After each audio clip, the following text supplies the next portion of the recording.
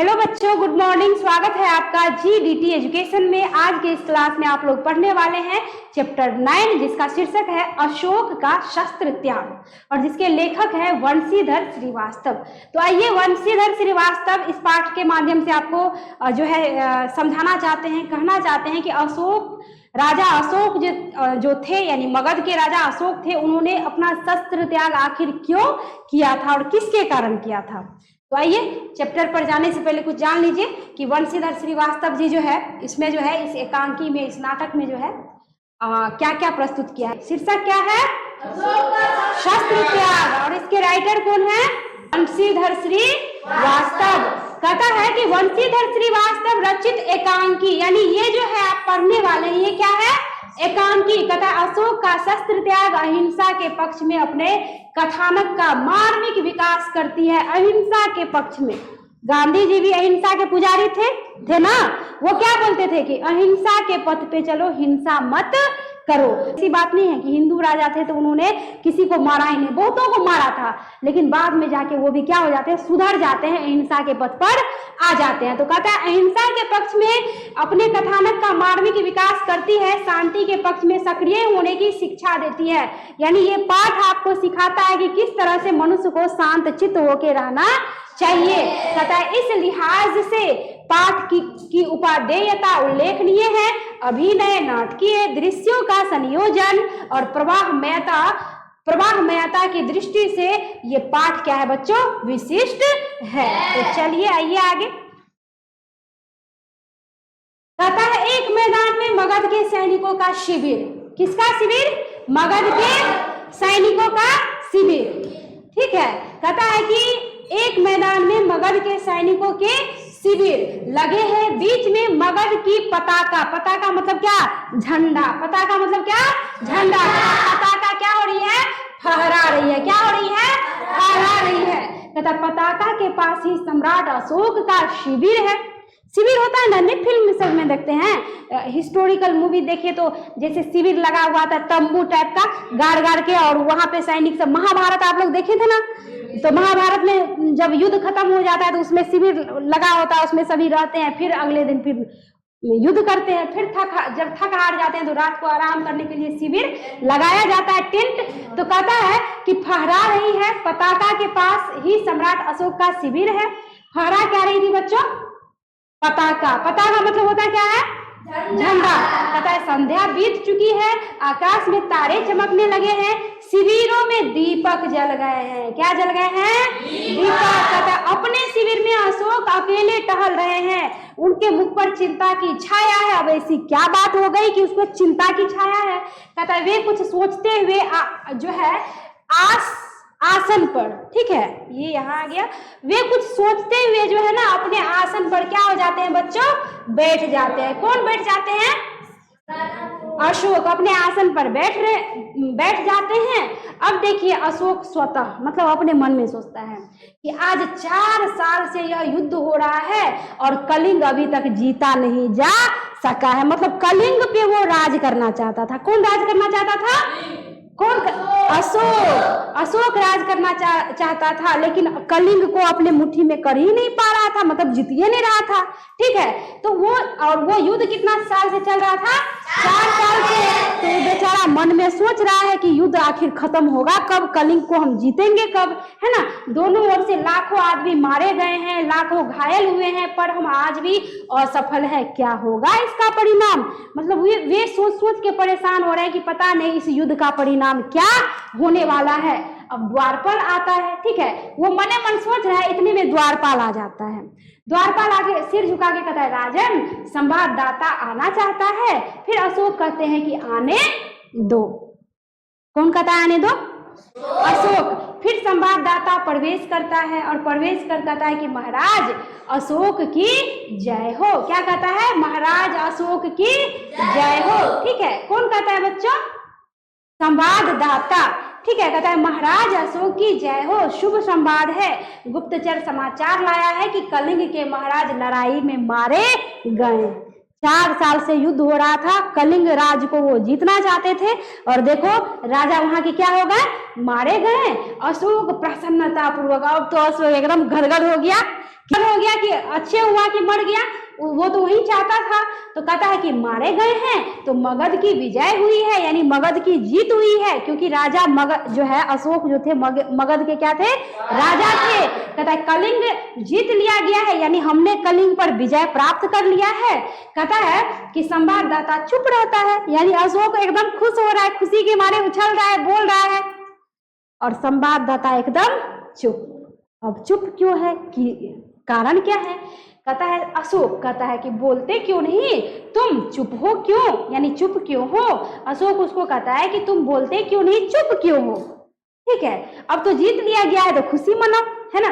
कहता है संवाददाता धीरे से, बोलू क्या महाराज, कलिंग दुर्ग के फाटक आज भी बंद है, यानी राजा तो मारा गया लेकिन फाटक खुलना चाहिए ना, उसके अंदर हम जाएंगे, उस पर अपना पताका लहराएंगे, उसके छतों पर, मकान महल पर, तब ना हमारी जीत हुई। खाली जीतने से क्या होता है, मतलब राजा के मरने से क्या होता है? ठीक है, तो कहता है कि आज भी वो फाटक बंद है, फिर किस मुंह से कहूं कि कलिंग जीत लिया गया है, यानी जीत के भी हम जीते नहीं है। देख लो 4 साल से युद्ध हो रही थी। कहता है कि बरस दिन पे भेंट आ बज्जर सनक कथा, ये मुहावरा है, ठीक है, अपने मिथिलांचल में, कि एक तो इतना साल पे जो है बरस दिन पे भेंट हुआ, और कथो ऐसा हुआ कि सुन के खुशी भी मिला और क्षणिक खुशी मिला, फिर खुशी का पता नहीं गम में जो है बदल गया। तो यहाँ पे वही कहता है कि आज भी बंद है, फिर किस मुंह से कहूं कि कलिंग जीत लिया गया है। अशोक उत्तेजित हो जाता है, उसको क्रोध आ जाता है। कहता है कि उत्तेजित होकर कहता है कि कलिंग के फाटक आज भी बंद है।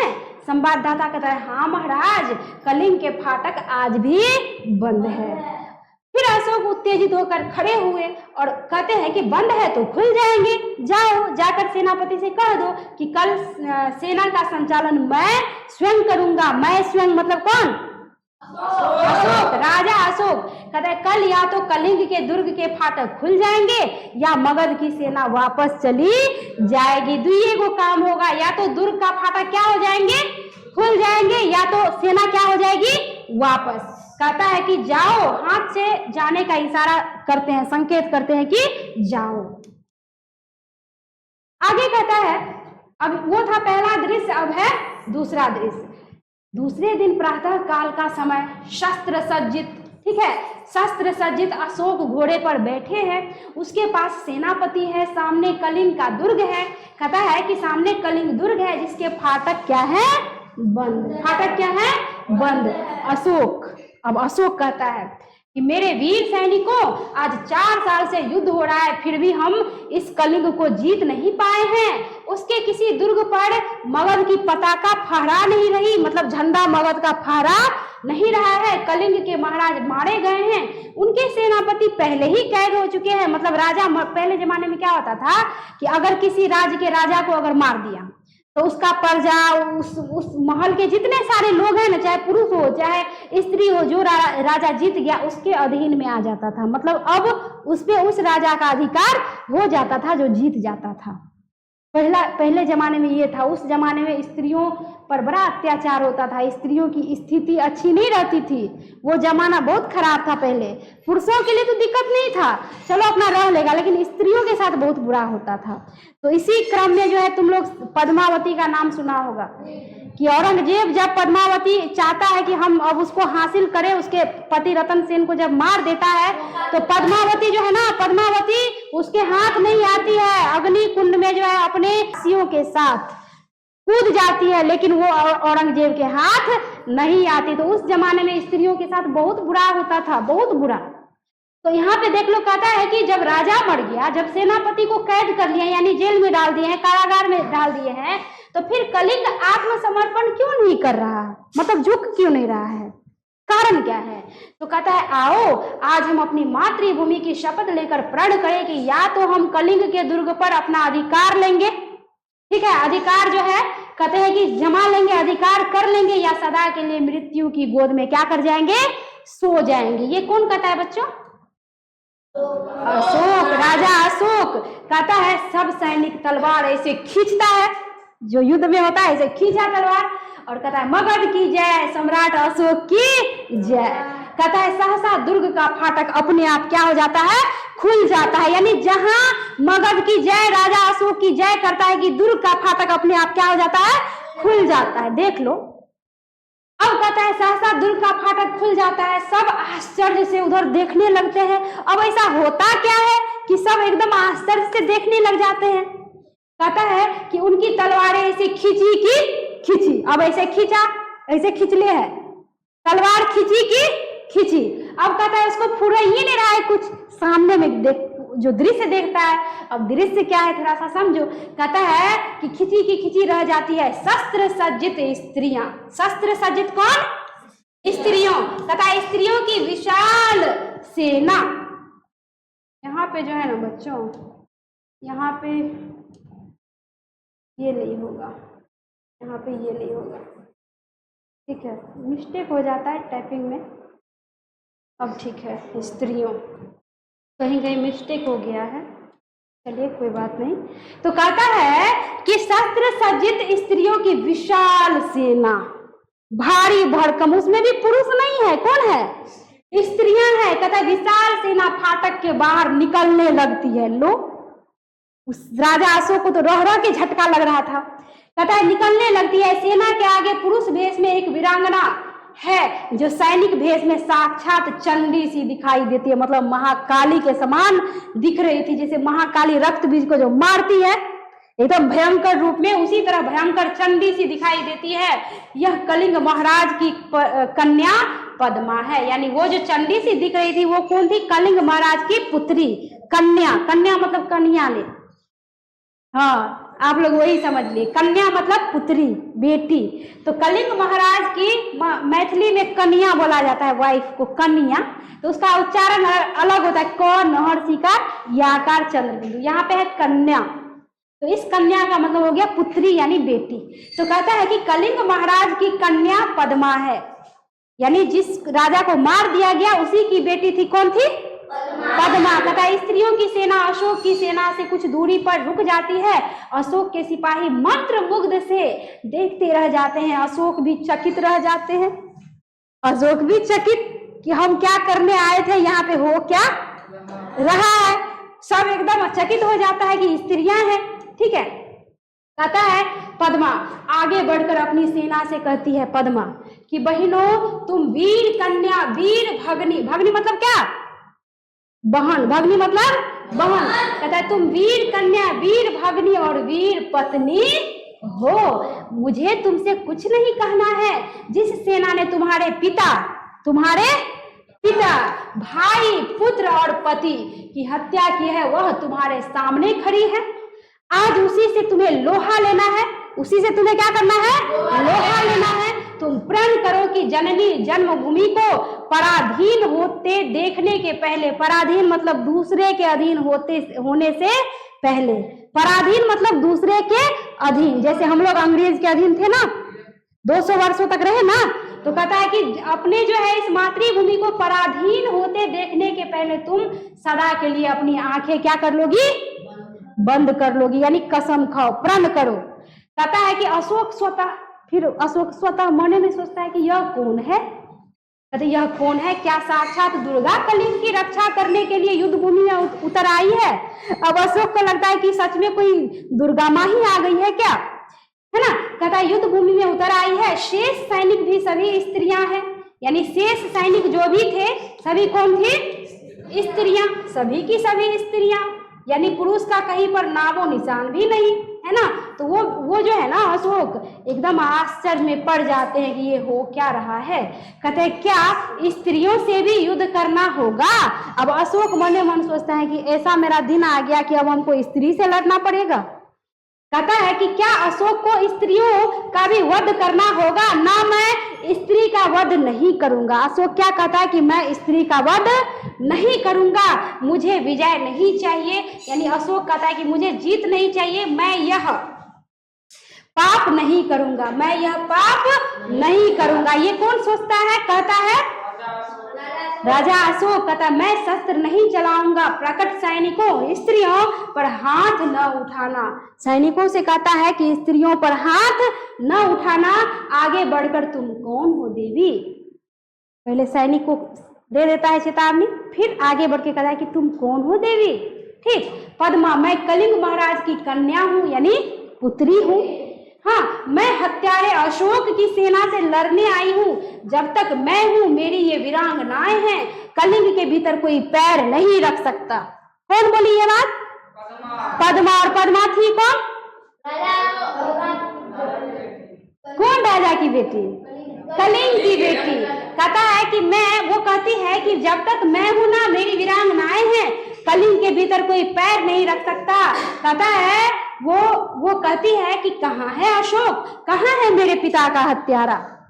मैं उसे द्वंद्व युद्ध करना चाहती हूँ, मतलब मैं उसे लड़ना चाहती हूँ, दो हाथ करना चाहती हूँ। मैं स्त्री हूँ तो क्या हुआ, मैं अपनी रक्षा कर सकती हूँ, मतलब करूँ या ना करूँ, यानी रक्षा कर सकूँ या ना कर सकूँ, लेकिन अपने पिता की, अपने भाइयों की, अपने प्रजाओं की जो हत्या हुई है उसकी बदला मैं जरूर लूंगी। कौन कहती है ये बात? पद्मा। कहता है अशोक मैं तो, अशोक कहता है कि अशोक तो मैं ही हूँ। अशोक कहता है अशोक तो मैं ही हूँ। अशोक फिर उसको कहता है कि अशोक तो मैं ही हूँ राजकुमारी, दोषी मैं ही हूँ, परंतु तुम तो स्त्री हो। ठीक, तुम्हारी सेना भी स्त्रियों की है, मैं स्त्रियों पर शस्त्र नहीं चलाऊंगा। कौन ये बात कहता है? पद्मा। क्यों महाराज? पद्मा कहती है कि क्यों महाराज? अशोक शास्त्रों की आज्ञा है। किसकी आज्ञा है? शास्त्रों की आज्ञा है राजकुमारी की आज्ञा है कि स्त्रियों पर हाथ उठाना नहीं चाहिए। ठीक है, ऐसे मत करो पद्मा। और शास्त्र की आज्ञा है कि तुम निरपराधियों की हत्या करो। पद्मा कहती है कि अगर शास्त्र की आज्ञा है कि स्त्रियों पर हाथ नहीं उठाना, स्त्रियों का वध नहीं करना, तो क्या तुम्हारे शास्त्र में ये लिखा है कि निरपराधी मतलब जिसका कोई गलती नहीं है उसकी तुम हत्या कर दो? ठीक है, कहता है शास्त्र की आज्ञा है कि तुम अपनी विजय लालसा पूरी करने के लिए, यानी तुम जीत हासिल करने के लिए, अपना राज्य विस्तार करने के लिए जो है लाखों माताओं की गोद क्या कर दो, सूनी कर दो, लाखों स्त्रियों की मांग का सिंदूर क्या कर दो, पोंछ दो, फूंक दो उस शास्त्र को जो तुम्हें यह सिखाता है। मैं तुमसे शास्त्र सीखने नहीं आई हूँ राजा अशोक। कहती है कि शस्त्रों से युद्ध करने आई हूँ, तुम हत्यारे हो, मैं अपनी बलि चढ़ाकर तुम्हारी खून की प्यास बुझाने आई हूँ। ठीक है, वो कहती है कि अपने सिपाहियों से कहो कि तलवार उठाए, और कलिंग की स्त्रियां तुमसे कुछ नहीं चाहती, केवल युद्ध चाहती है, युद्ध। ठीक है, कौन बोलती है ये? पद्मा। अशोक सिर झुका लेता है। अशोक क्या कर लेता है? सिर झुका लेता है। पद्मा क्यों सिर झुका लिया? महाराज मैं युद्ध चाहती हूँ, केवल युद्ध। आज आपके भीषण युद्ध की पूर्ण आहुति होगी, यानी 4 साल से जो युद्ध चल रही है उस युद्ध की पूर्ण आहुति आज होगी। अशोक बहुत हो चुका राजकुमारी, मैं अब युद्ध नहीं करूंगा, कभी नहीं करूंगा, मतलब कभी युद्ध नहीं करूंगा। ठीक है, कहती है राजा अशोक कहता है कि कभी युद्ध नहीं करूंगा, तलवार नीचे फेंक देते हैं। पद्मा यह क्या महाराज? अशोक अपने सैनिकों से तुम भी अपनी तलवारें नीचे फेंक दो, आज से अशोक तुम्हें कभी किसी पर आक्रमण करने की आज्ञा नहीं देगा, फेंक दो अपनी तलवारें। सभी सैनिक अपनी अपनी तलवारों को क्या करते हैं, नीचे फेंक देते हैं। पद्मा आगे बढ़कर मैं बुलावे में नहीं आ सकती महाराज, मैं तुमसे युद्ध करूंगी। वो अड़ जाती है कि मैं तुमसे युद्ध करूंगी, मुझे अपने पिता का बदला लेना है। कौन बोलती है? पद्मा। अशोक सिर झुकाकर तो लीजिए बदला, ऐसे सर झुका लेता है और कहता है कि लीजिए बदला। कहता है राजकुमारी मैं अपराधी हूँ, जिस अशोक ने लाखों का सिर काटा है और जिस अशोक का सिर आज तक किसी के आगे नहीं झुका, ठीक है, किसी के आगे नहीं झुका, वह आपके आगे आज क्या है, नत है, यानी झुका हुआ है। काट लीजिए इस सिर को, मैं हथियार नहीं उठाऊंगा, मेरी प्रतिज्ञा अटल है। अशोक सिर झुकाकर खड़े हो जाते हैं, किसके सामने? पद्मा के सामने। पद्मा तो जाइए महाराज, स्त्रियां भी निहत्थों पर वार नहीं करेंगी, आप अपनी प्रतिज्ञा की रक्षा के लिए जीवित रहिए। पद्मा अपनी स्त्रियों की सेना के साथ दुर्ग में चली जाती है। यानी आपका कहानी क्या हो गया, खत्म। और राजा अशोक जो है, इसमें कुछ टाइपिंग नहीं हुआ है। राजा अशोक अंत में क्या करते हैं, बुद्ध के शरण में जाते हैं और बुद्ध के शरण में जाकर वो प्रतिज्ञा लेते हैं कि आज के बाद मैं बुद्ध के शरण में, यानी बुद्धम शरणम गच्छामि, धर्मम शरणम गच्छामि, संघम शरणम गच्छामि, मतलब कहता है कि आज के बाद मैं ये मार काट नहीं करूंगा, मैं बुद्ध के शरण में जाकर अच्छा काम करूंगा। और प्रण लेता है कि आज के बाद मैं अपनी प्रजाओं की क्या करूंगा, भला करूंगा, कभी किसी को लड़ने नहीं दूंगा। तो क्या सीखे इससे यही सीख मिली कि कभी भी व्यक्ति को हिंसा पर उतरना नहीं चाहिए, अहिंसा के रास्ते पर चलना चाहिए, हमेशा मिलजुल कर प्यार से रहना चाहिए, हिंसा नहीं करना चाहिए। तो मुझे विश्वास है कि आप लोगों को ये कहानी अच्छी लगी होगी। तो अच्छी लगी है तो फटाफट लाइक कीजिए, कमेंट करके बताइए और अपने अपने ग्रुप में शेयर भी कीजिए। और अंत में ये कहूंगी कि मेरे चैनल को सब्सक्राइब कर लीजिए ताकि आगे जो वीडियो अपलोड होगी आप तक सबसे पहले पहुंचेगा, आपको सबसे पहले प्राप्त होगा। मिलती हूँ नेक्स्ट वीडियो में अगला चैप्टर लेकर। धन्यवाद।